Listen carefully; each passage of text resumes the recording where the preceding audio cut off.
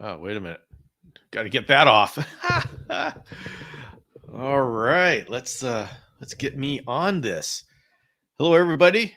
If anybody is coming and watching this later, just know that this is a live session where we are going to be talking about stuff. You can come to these lives and ask any questions, and we talk chameleons for Tuesday night chameleon chat.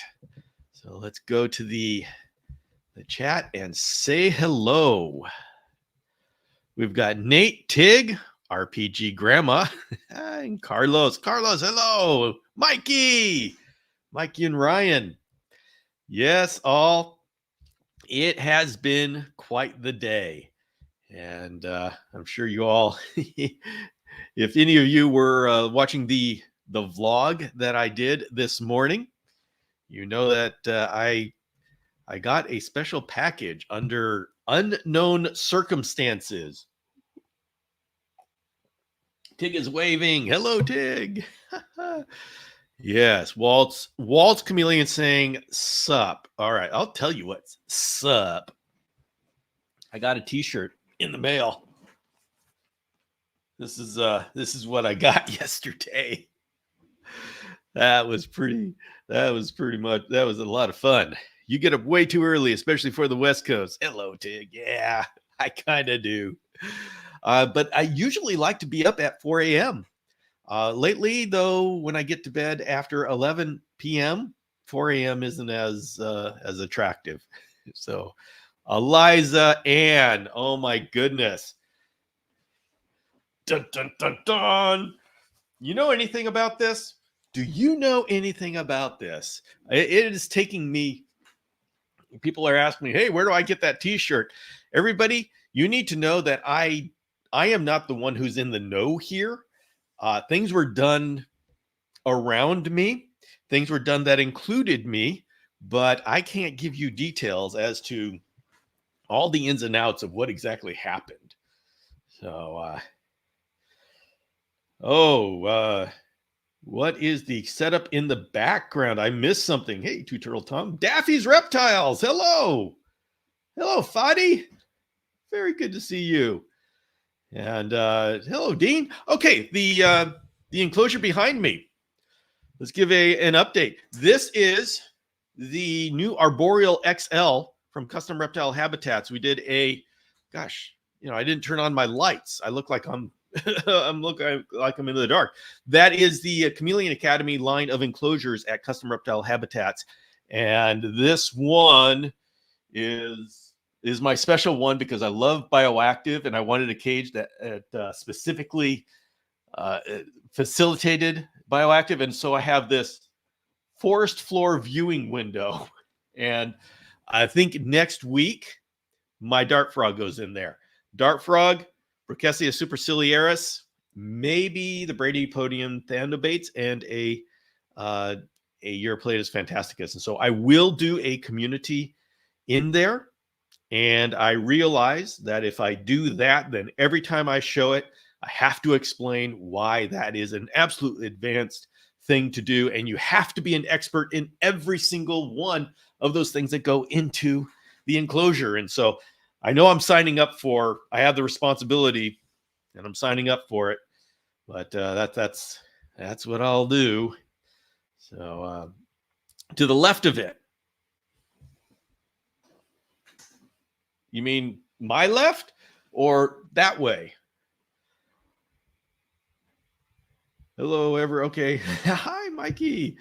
So, and Chris is here. All right. So, to this side, that is the Arboreal L, and I'm going to be building that up this week, and that's going to be part of the blog. You're going to be seeing me build it up from the ground up, as far as adding in the waterproofing it, adding in the soil. So I'm going to be using that as the way to just visually demonstrate how to put these things together.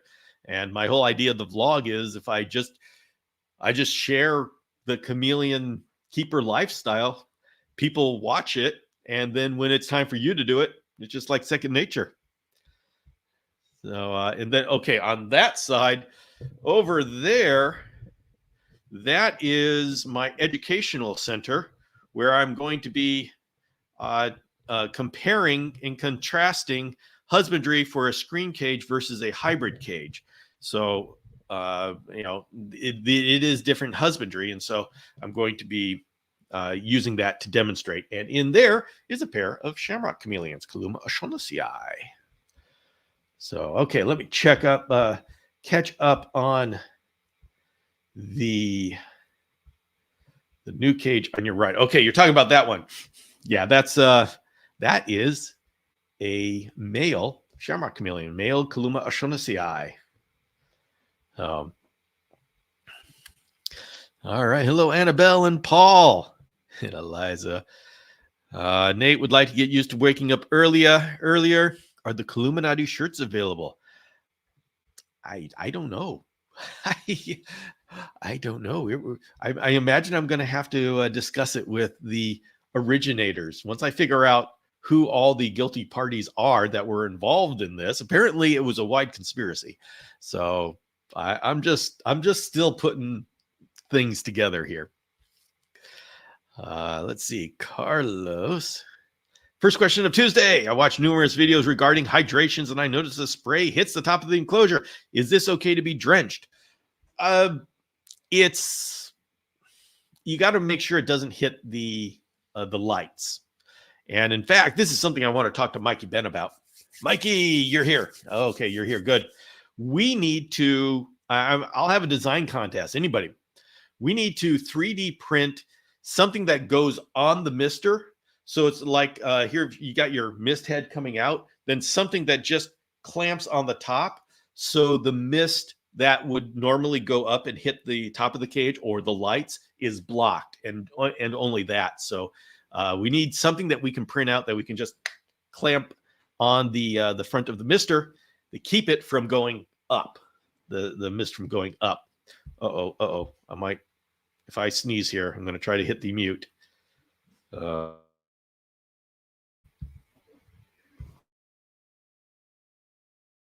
Yeah, I did the mute. Oh, hey, how come my lights went off? Now I'm really in the dark. But you know what? I got to turn that on. I mean, it's their job to be part of this. They're in the demo. They're in the studio, so they're part of the demo. They're going to be part of this. Part of your job, dudes.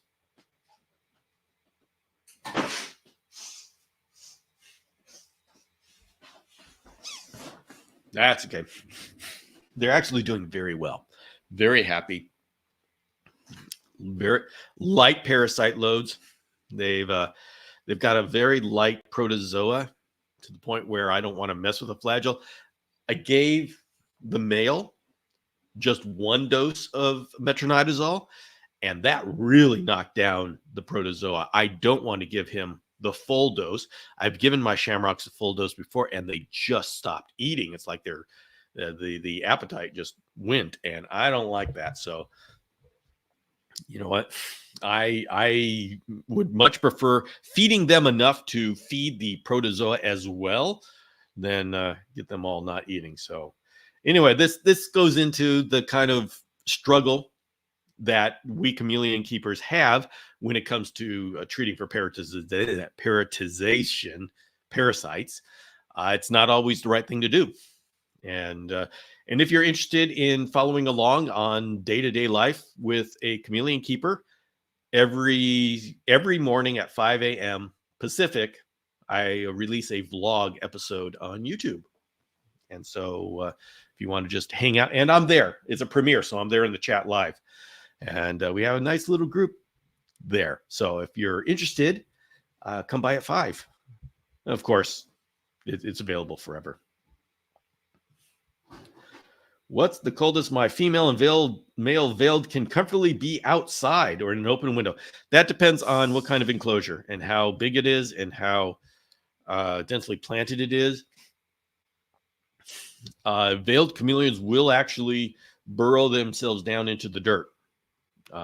So they will take care of themselves in that way if it starts to but if you want to, they can survive down close to freezing, People have thought that the veiled chameleons had died because they were just frozen stiff, but then they thawed out. But I don't like them. The low 50s is where I draw the line. I start wanting to bring them in at the low 50s. They can survive into the mid 40s. They can. But how well they survive really depends upon what the next day looks like. If it's cloudy and cold, it's not good. Their body just won't be able to recover. If it's clear and sunny, then they'll have a chance to warm up, and it's not that big of a deal. So you got to be really aware of what conditions not only you have at night, but in the next day. So let's see here. I know Eliza Ann was very much involved in this.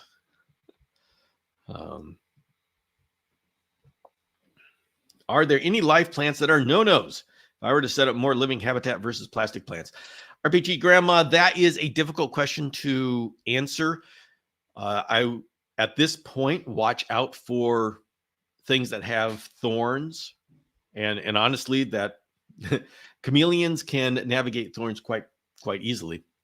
It just cuts down on the amount of space they have in the limited amount of space that they have in their cage. So we generally don't go for thorns. And also, they like to use thorns to hide behind. And so if you ever got to stick your hand in, that's no good.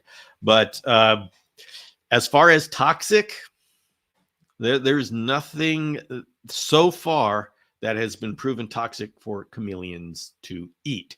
Now, I just did a video about finding out that a certain kind of Tradescantia, also has been called wandering Jew or spiderwort, was dangerous to babies.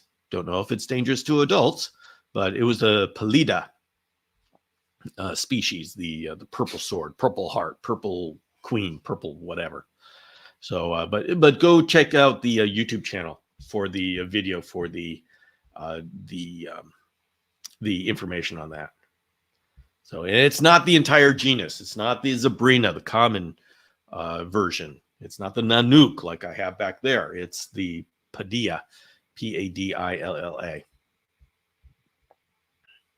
Logan the Chameleon's asking, did you find out what that circle thing was in the girl's fecal sample? What Logan is talking about, Logan the Chameleon, is that if on the vlog, I showed what was in the microscope, what I was seeing under the microscope, and there were these round things that just I couldn't identify. And they were too big to be protozoa, but they looked like they are too big to be coccidia, but they looked like they could be coccidia. And I just had to go to the vet and get it professionally done. And Logan the Chameleon, answer is yes. Found out that they were a protozoa. They were Entomoeba coli. And so they were a metronidazole bug. And so at least I know. I'm very glad to hear that those are not coccidia. And that was a what do you call it? A relief. That's it. All these wonderful words. Hey, Jitsu James.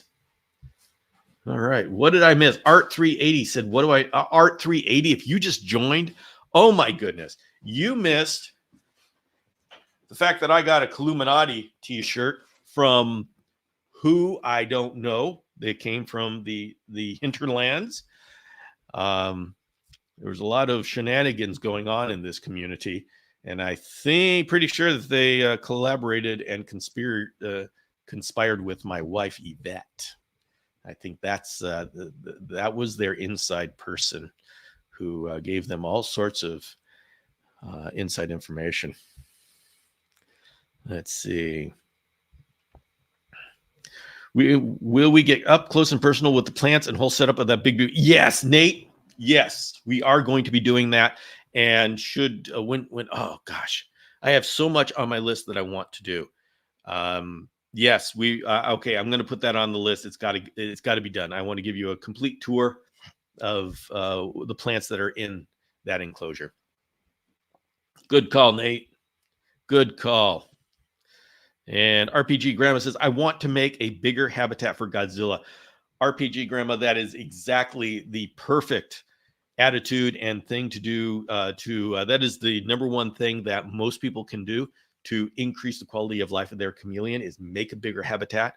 And if you have any desire, you want to know how to do that, I have a number of articles, videos, and such, and web pages about putting two Reptibreezes together. So if you have a Reptibreeze right now, then the easiest thing for you to do is buy another Reptibreeze and then put it on. There's a couple of tricks to it, but it's not that hard. So or if you're talking about just DIYing it, then yeah, that's an, you know what? I sell cages, but I also encourage everybody to make their own cage. But just don't make a 2x2 by 4 foot tall cage. Don't make a cage that exists out in the market. Make a cage that spreads to fill up all of the space you have. That is when it's worth making a cage, and that is when making a your own cage really serves your chameleon. James Cross, oh my goodness, hello. You will, we will be doing fogging one of these days. Oh my goodness, we got the Wild Type podcast. Hello, welcome to Tuesday Night Chameleon Chat. Bill has been exposed to the Illuminati, not fake news anymore. All right, everybody. Yep, I'll do it again.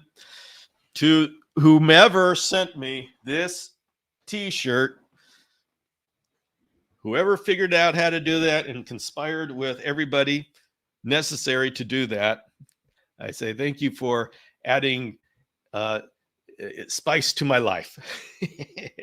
And for anybody who's I actually got this. I actually got this shirt. It was delivered late yesterday afternoon, and I totally scrapped the vlog that I had planned for this morning, and I did an entirely new vlog. I stayed up till 2:30 in the morning to do it, but it had to be done. So if anybody ran across that vlog and said, what the heck is going on here? This is not Bill's normal stuff. That's right. You know what? When the opportunity to be awesome comes up, you don't let it slip away. You go ahead and you stay up till 2:30 in the morning doing something awesome, and you pay for it later, but it's worth it. It's worth it. Hey, Joanne, good to see you here. Oh, let's see. Okay, cool on the buildup. Yeah, RPG Grandma. I'm just gonna have to tell you where to find. I've got it. And if you have access to a 3D printer, I made build plates in the last issue of the Chameleon Academy Journal in the December issue. I'm pretty sure.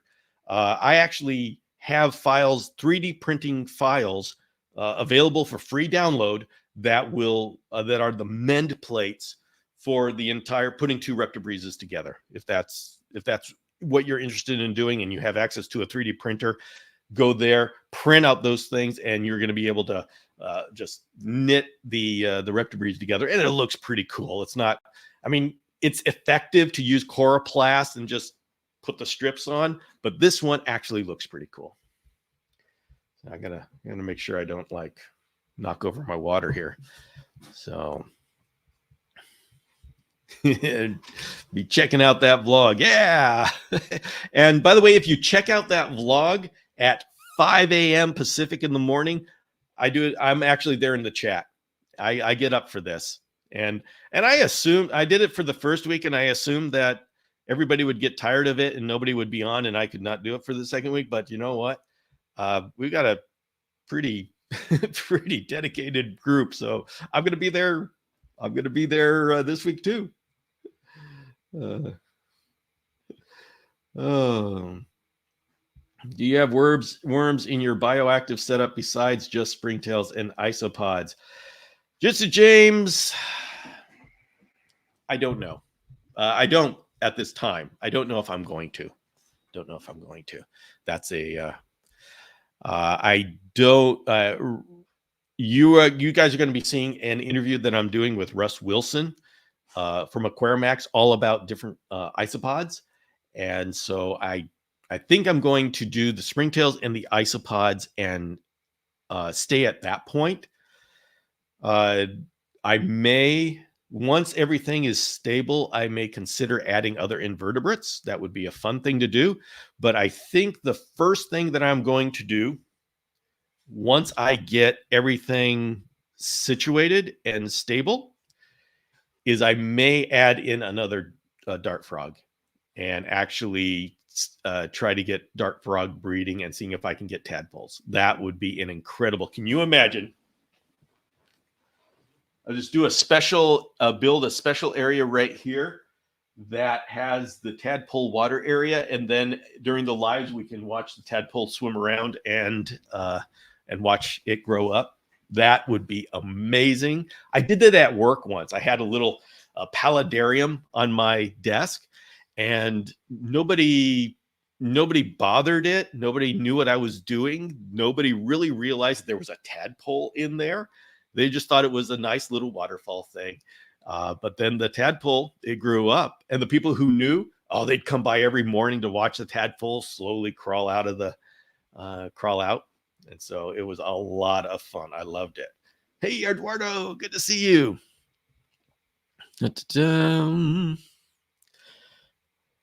Got a free gift for going to Reptilian Expo. COVID. Yay, good job, Howard. What's the chance of Dragonstrand line seeing a 3 foot wide, 4 foot tall, and 2 foot deep cage? Nate, it's possible. It's very possible. In fact, I actually have that design. If you went to the reptile show, the reptile super show in 2020, I was showing off that exact cage, which by the way, there are complications as to why I was not able to keep it going with Dragonstrand, but this one back here is taking that design. Those are the dimensions that I really, really like. And so that was replicated in that design up there, the Arboreal XL and the Arboreal L. So yeah, I really like those dimensions. And that's what I've been trying to do all this time since 2020. So now, you know, if one way doesn't work, you find another way. I have a mist guard I made for Dylan. He loved, yes, but that mist guard keeps the snakes and inhabitants from changing the direction of the mist guard. And that's why I'm coming to you, because you're a hired gun. You will take challenges and you will figure out solutions with 3D printed solutions. So I need your help. I did one prototype, but I'm going to have to refine it. It didn't work so well, but so we need something that blocks the mist from hitting the top of the cage. Our top of the cage is fine. Hitting the lights. Hola, saludos desde Valle de Chalco, Mexico. Hello from the Chalco Valley, Mexico. I believe that's what it is. Said hello, BioRep Exotics. Thank you. Good to see you. Ray's Animal Sanctuary. Just found your page and I love it. I am glad you love it. I am glad you're here and I'm glad you found it. We have a lot of fun here. Sneezed off the light. Yeah. Oh man. Oh, I am so far behind in the chat.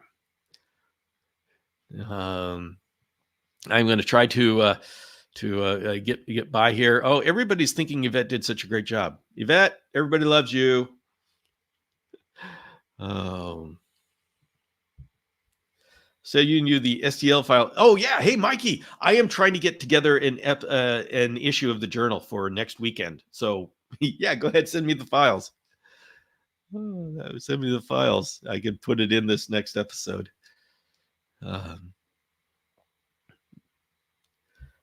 Oh, is Yvette here? Oh, Yvette is here. Hello. Oh my goodness. There she is. Hello, Yvette. Yeah, Yvette, everybody loved you. Everybody loved you on the video. Hello, Marcia Ann. How do you give veiled chameleons water? Mine drinks from a bowl, which I told this was weird. Alexandre, veiled chameleons are highly adaptable. They will figure almost anything out. And so Yeah, they'll eat all sorts of ways or drink all sorts of ways. Me personally, I use misting and fogging. And the reason why we stay away from the cup method is because it's not reliable. Yes, you can get veiled chameleons to drink from it. You can get panther chameleons to drink from it. But when you start getting into other species of chameleons, it's not a sure thing. And you need to work more and more to make it work with all the different species. And so it's not a good hydration method to rely on for general chameleon husbandry. If it works for your veiled chameleon, no reason to change it. Whatever works, that's fine. And like I'd say, veiled chameleons, you can they will learn a lot of things. Veiled chameleons are incredible. It's just whatever works for a veiled chameleon is not going to work for every other species. So there's a huge difference between what husbandry is appropriate for your particular crew, your chameleons, and what is appropriate to give as general advice. And so general advice, I don't do the cup method. That it's just not reliable enough for the general public to say, okay, this is the way to do it, and every chameleon it'll work with. So I'm not going to say to do it, and that's what a lot of people say. No, we don't like it. Your situation, you've made it work. If it works for you, don't change it. Yeah. So that's what I say about that. Oh, hey, Sean McNeely is here. Oh my goodness. Yeah. Hey, Genevieve. All right. Is a night temperature around 74 with a fogger going from 12 a.m. to 5 a.m. Okay year round. I hear they need it cooler. Lots of opinions out there. Southern Pacific Exotics, what species of chameleon is this? And that makes a huge difference.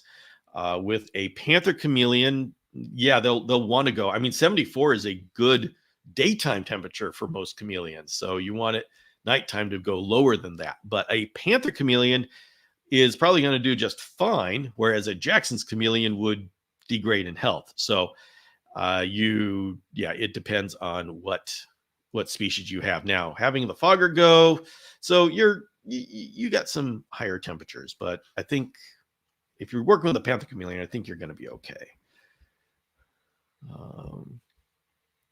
But Jackson's chameleon, no, you're not. Eventually, it will start degrading its health, and it will happen over time.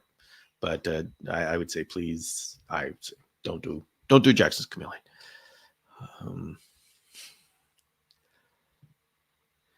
We are doing chicken math around here. I don't know what chicken math is, but all right. Today I took in a young male veiled chameleon from a work acquaintance of mine. Love male veileds.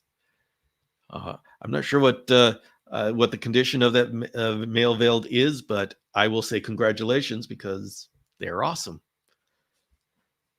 Oh, for a Parsons. Wow. Wow. Okay. That escalated quickly. I know the Parsons are going to want a brumation period. So mid 70s year round isn't going to give them, probably not going to give them the brumation period they're looking for. So you may have to make figure out what to do about that. Honestly, I don't know what happens if you don't give your Parsons a brumation. I've never attempted that.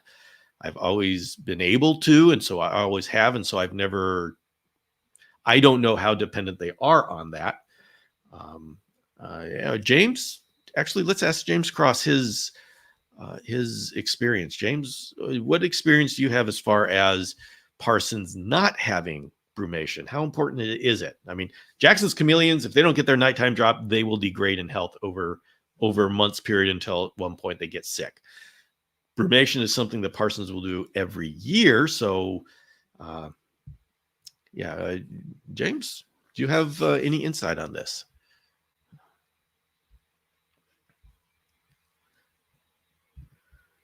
Bill, when you are ready, the Illuminati will reach out and tell you their secret mission. Oh, great.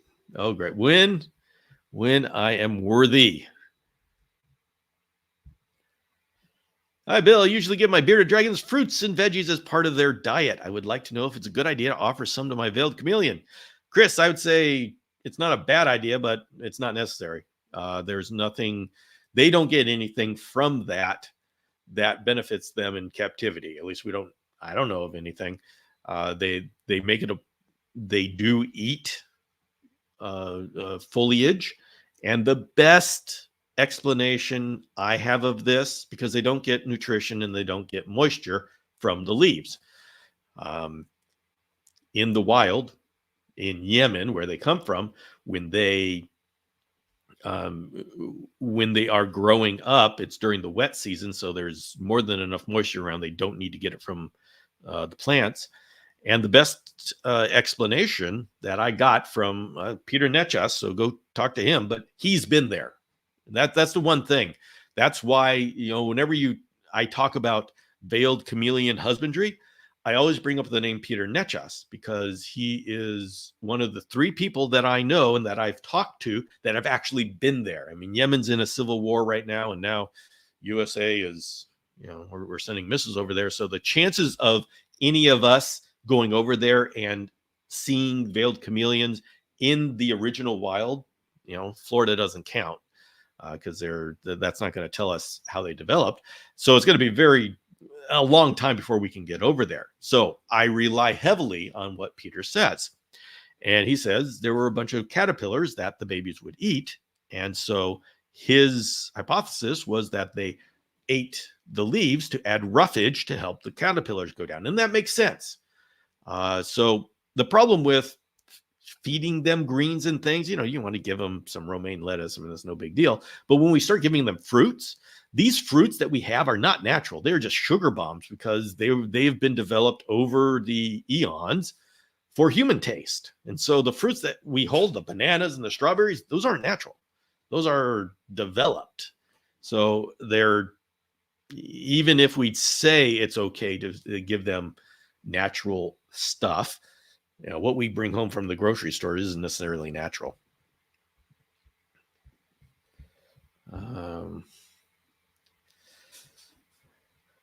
We got Ufraga histrionica. Oh my gosh. Troy, good to see you.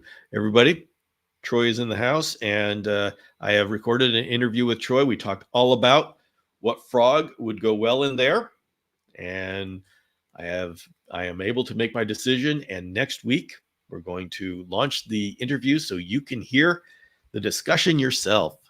Hello, Troy. Good to see you here.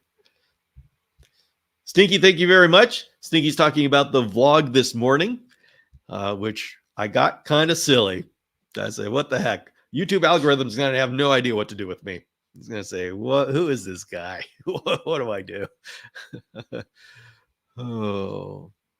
Oh my goodness. I have 2 different kinds of 3D printers for D&D stuff. So cool and fun. Okay, RPG Grandma, in that case, definitely go to the December issue of the Chameleon Academy Journal. So you go to chameleonacademy.com, look for the menu, and where it says journal, click on that, go to the December issue, and I have an article about those mending plates.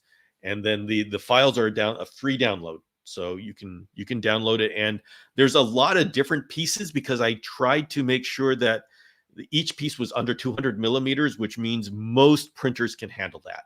So anyway, if you've already got 3D printers, you already know how to work that. You can mess around with the files as you need to.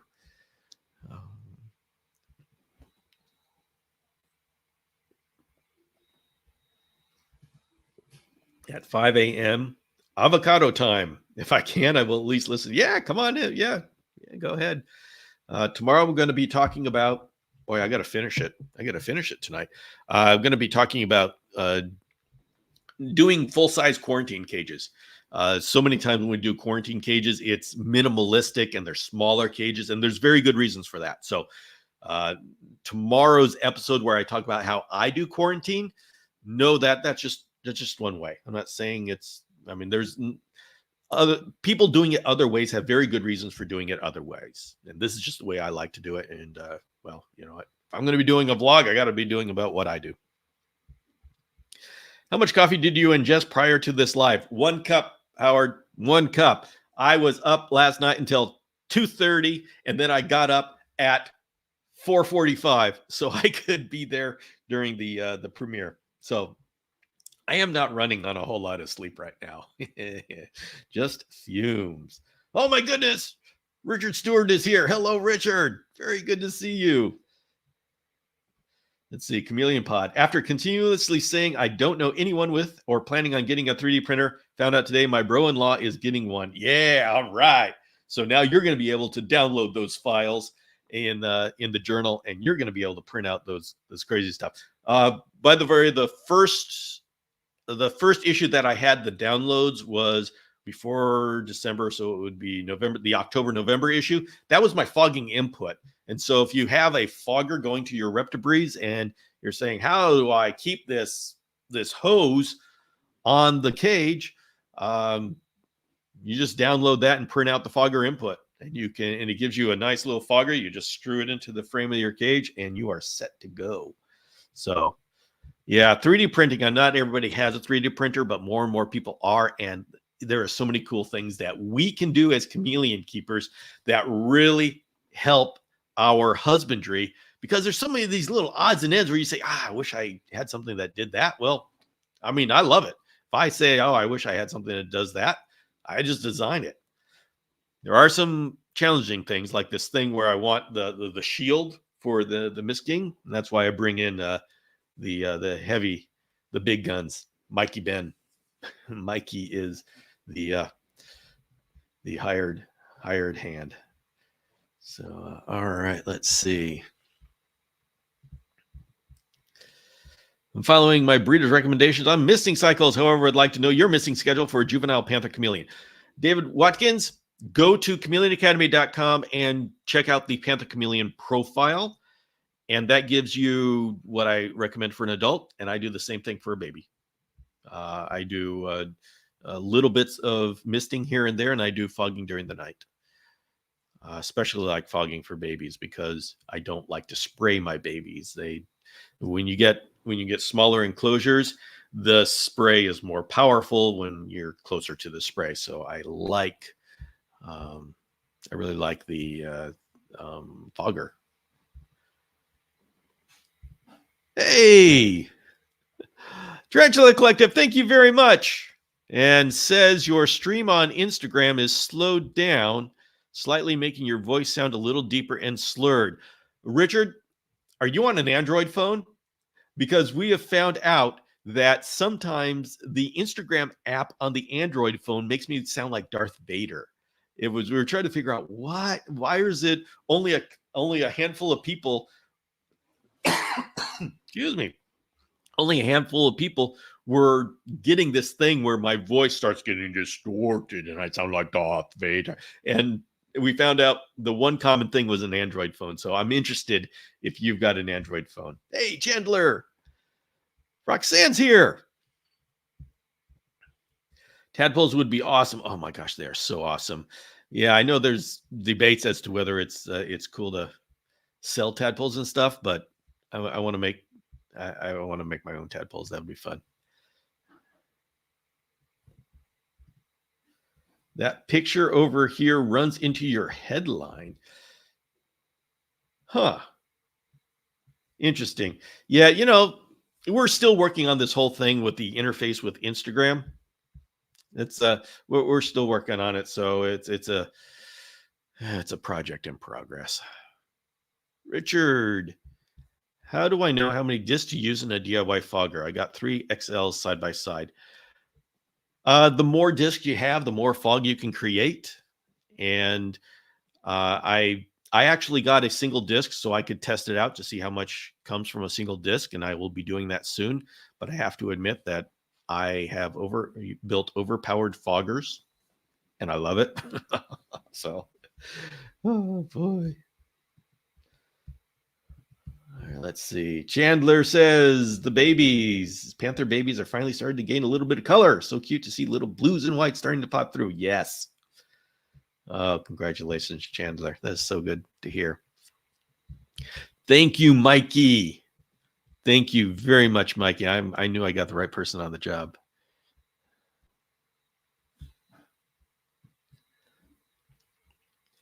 Currently have a bioactive going in our black-eyed tree frog and have springtails and orange crown isopods.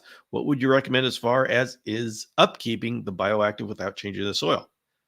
Oh, well, the standard bioactive is the soil breaking down. And so you just add more like foliage, add more soil as it breaks down.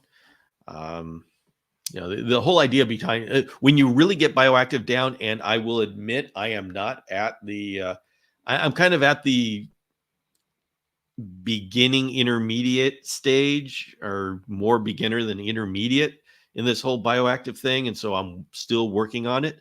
I plan on bringing on some experts that can help us with this, but I know the idea is that you don't want to replace it, you want to add to it. So I hope to one day be able to give you a better answer on that. When do you start seeing the remnants of shed from the babies? Chandler, I think autocorrect changed a word on there. I don't understand exactly what you're saying.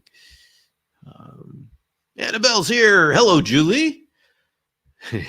James is the father of Fog. I caught Derpy eating a leaf, so I turned on my video. Okay, yeah. Veileds will do that.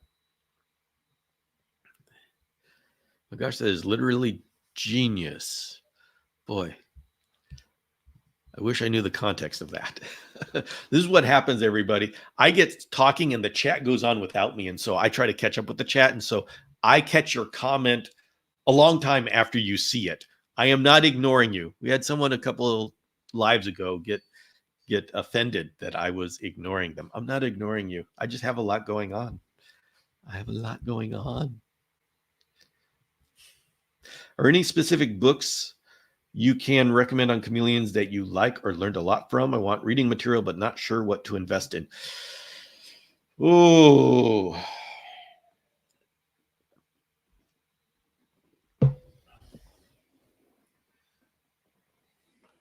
that's hard. Books. I mean, Chameleons of Africa is just a great reference. Get the second edition because it just has all the chameleons in continental Africa. It's incredible. I love Mountain Dragons by Jan Stapala. Nicest book we got out there with a great photography. It talks about jumping around the mountains in Kenya, sorry. And so those are my picks, I think. Educational wise, getting the one about reptile parasites by Dr. Klingenberg. That's an amazing book. Educational book, tells you how to do everything. When do you start seeing shed from babies? Chandler, actually, I don't know. It's, I think, within a couple of weeks. I mean, it happens as soon as they start growing, they start shedding. So you should start seeing it soon. Oh, believe me, I'm actually on this. Oh, let's see. What are your ideal nighttime temperature averages for Parsons? My hover around 74. I like to get it into the 60s during the wet season, and I'm okay going down to the 50s during the dry season. Dry season, like our winter. We switch things around, so that's what I do. Wonder if veiled chameleon can learn to use a nipple drip. If any species of chameleon would learn how to use a nipple drip, a veiled chameleon would be the one. I will not be putting nipple drips on my care guides, but that doesn't mean that a veiled chameleon won't learn how to do it. They learn how to do all sorts of stuff.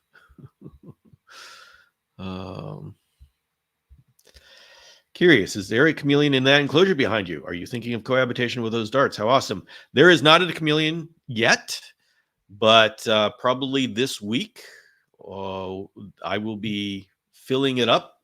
By filling it up, I mean not really filling it up, but the idea is there will be a dart frog in the bottom, eventually moving to become a pair.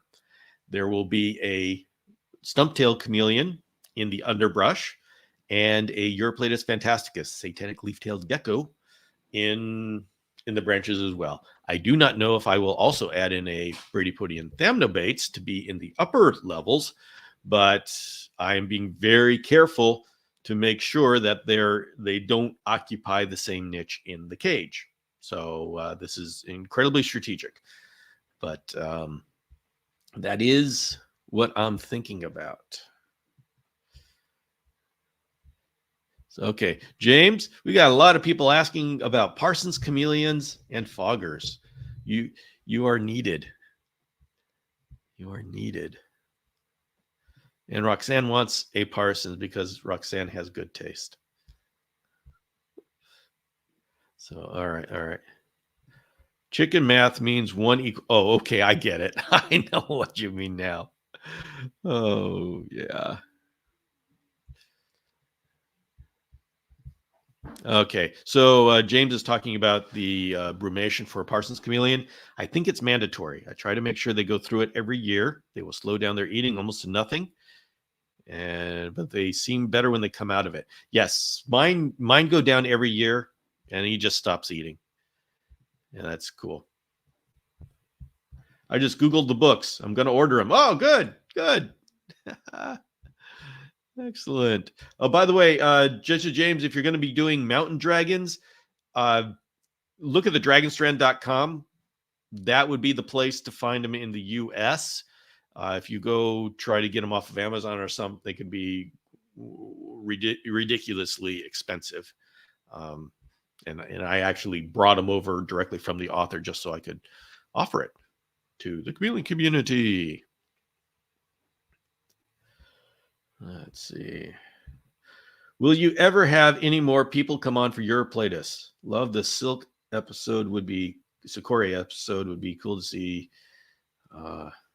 Tim Ellen, I think it's on a pod. I do Euryplatus on a regular every couple of years. So okay, that's where I saw it. Good jitches, James. So yeah, I mean Euryplatus always have a place in my heart. Hey Miguel, good to see you. Let's see. Okay. Chicken math is you always want another chicken. In this case, I now have 3 chickens, and the new veil appears to be doing well. Okay, I see. Schlong, hope you're having a great Tuesday. I am having a great Tuesday night. I am. It is Young Zerch from the Chameleon Forums. Oh, okay. Actually, guess I should change my YouTube name. You know what, Schlong? I learned everybody's YouTube name, Instagram name, and real name. And sometimes their Chameleon Forums name. So I have 4 names for every person here. Oh, you found the December issue. Excellent. Oh my gosh. I better yes, I am. So he is on an Android. And the Instagram app on Android just does crazy things. That's just crazy things. Wow, I am so far behind. Guys, I'm going to do a real quick. I'm going to just go ahead. I don't want to. I am missing so many chats because I just spent so much time. So, let's see. Eurotech is saying that's an awesome plan, Bill, with cohabitation. I have a 6-foot enclosure and cohabitate a panther with a Sakura and 1.1 adult anoles. Oh, how how do you do that with the panther chameleon? Okay, a Sakura as long as it's full grown, but the anoles, are these big anoles? Because boy, that panther chameleon, they are little hunters. So, look at that. Current setup is 48 inches. The moment soil level is 10 inches deep. Oh, that is excellent. Yes, and that's this is why I'm very excited about this enclosure. I specifically designed. You got 12 inches there. You got an entire foot. you imagine the kind of root system that my pothos is going to have in there, and the alocasias? When you get those alocasias and those, well, you can see one alocasia back here, right here. That's what the branch is in the way. But those, I don't know if you can see it. Yeah, you can kind of see it.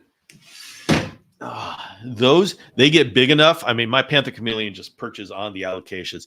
It is so much fun gardening in the floor of the chameleon enclosure. I mean, in the past, we've always gardened in little half-gallon pots that are up above, but oh my goodness, and you've not seen anything until you've seen a pothos that is rooted into the ground.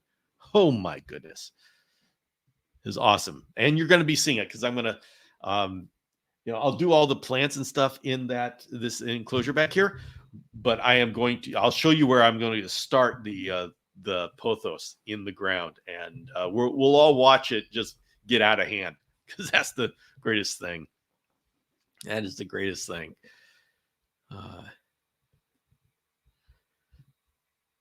So family, you're going to get some mantis pods. Excellent. I got my veiled chameleon last month, but I always want to upgrade him to a bigger cage. Excellent. Go for it. How long should I wait until I move him to another enclosure after he just got used to his? If you're moving him up and making it bigger, do it now. There are some chameleons that stay in one place for a long time. Maybe they get used to their environment. I don't know. But something like a veiled, yeah, you can move him immediately. He'll adjust very quickly. But whenever you do move a chameleon to a new enclosure, they'll always go round and round to check it out. So that's normal.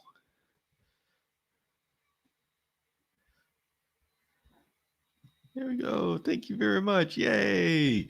Same for dragons. Excellent. Excellent. Glad to hear that. That is wonderful. Would be cool to see Yvette start a Europlatus podcast on your channel. We'll have to talk to Yvette about that.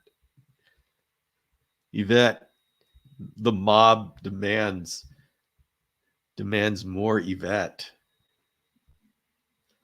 Let's see. Just trying to get through all of these. Carl, well, hello. Very good to see you here, Carl. I hear you're having fun with bees. Let's see. Okay, so this is Eurotech, who has a panther chameleon in with anoles. Panther doesn't care of the anoles. I find them sharing the basking branch. I was worried of them being food for him, but not the... Eurotech, I cannot believe that your panther is not making a meal out of those anoles. Maybe he's just fattening them up. I don't know.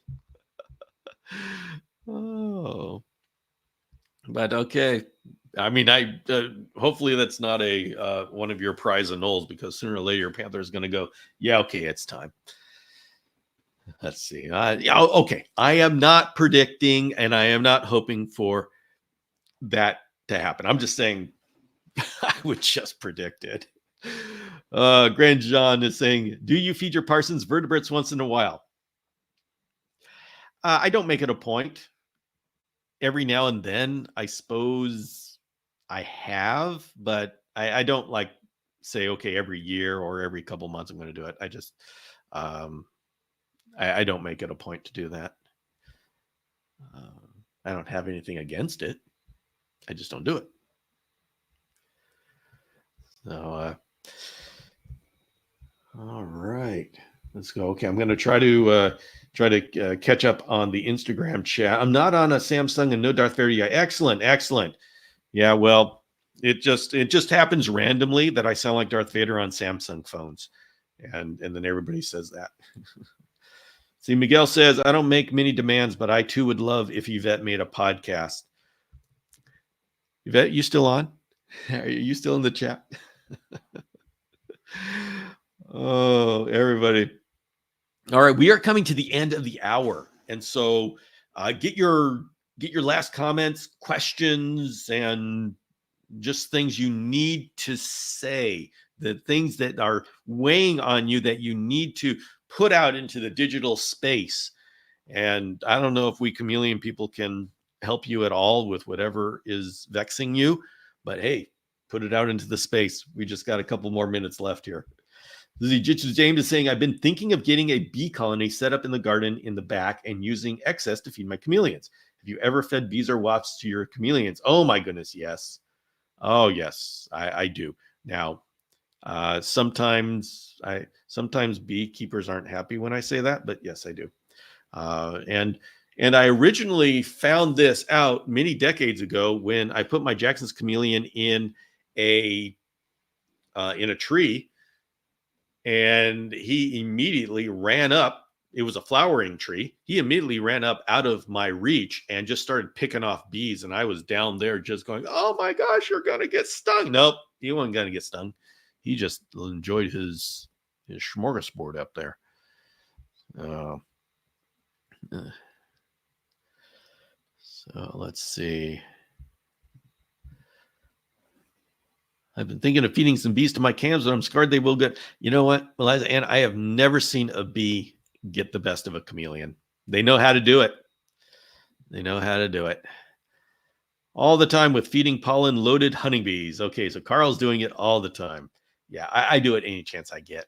They are just there's so many good nutrients. You talk about how we all put pollen and stuff in our supplements and gut load. Well, just go straight to the source. Yeah. Let's see. If I get a wild-caught Brookesia, should I put them directly in the enclosure or quarantine setups? All right, Genevieve, Brookesia are a real problem because, yes, they do great in the naturalistic bioactive setups, but they are a real pain in the butt to medicate. And and they're so small and getting them to open their mouth. So I don't know, I didn't do a poll, so I don't know what the numbers are. But most people that I know that we've talked about just put them right into the dirt and just go with it. So I don't know how much of a problem that is. Once again, they're kind of small, and then they have small poops, so everything is small and everything is difficult with them. But what I like to do is I put my adults in a cage, whatever, and when they have a baby hatches out, that baby then goes into a naturalistic. So that's my way of dealing with it.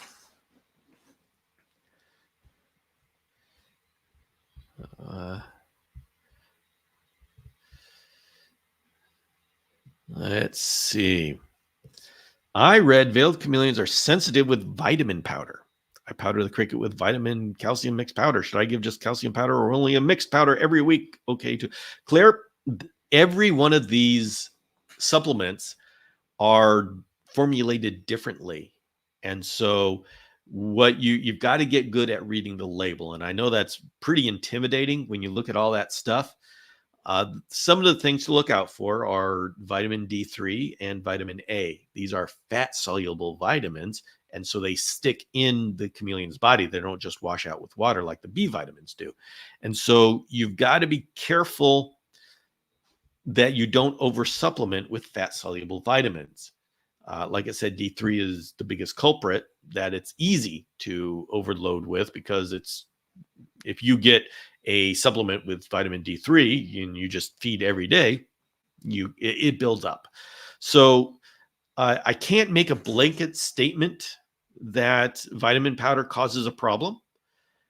Too much vitamin D3 causes a problem. Too much vitamin A will cause a problem, although usually our problem is the lack of these vitamins. So the way I do it is I do plain calcium with bee pollen every feeding, and then twice a month I use Repashy Calcium Plus Low D, and that has been enough for my vitamin A needs. And then I use UVB for vitamin D3. My Android goes in and out. I figure it sounds sultry. All right, sultry. Let's go with it. Let's go with it. So Hey, how's everything going, you all? Surf Forest, things are going great. Things are going great. Dino Cho, what can you do if a female chameleon cannot lay all the eggs successfully? You better hope she does, or else those eggs will end up killing her if they start rotting on the inside. So you got to take it to a vet. If you think she's retaining eggs, take her to a vet, get the x-ray. It'll say if she's got eggs retained or not, and then they can get them out. And it's worth doing because, yeah, it can become a life-threatening situation. So I need a Brickessia in addition to a Parsons. Just keep them separately. Yeah. Thanks for the live, Bill. Appreciate all the advice. Excellent. Jitsu James, glad you're here. So says calcium plus twice a month. If I'm feeding black soldier fly larvae regularly, do I need to dust my roaches? Well, black soldier fly larvae may give calcium, but you still will need some vitamin A, some I don't know if you'll need vitamin D3 if you've got UVB. So those things aren't connected. Black soldier fly larvae are not going to make up for feeding nocturnal insects like dubia and cricket, as far as I know. There's so much about nutrition we don't know, and we're making guesses and such. So I'm not going to talk definitively on it. I can only talk with how confident would I be if I were responsible for you doing what I say. And I say that's a black hair. I don't know I haven't experimented with replacing supplementation with natural foods. Although I will say that sounds like the perfect direction for us to go as a community. I just don't have the experience in it yet.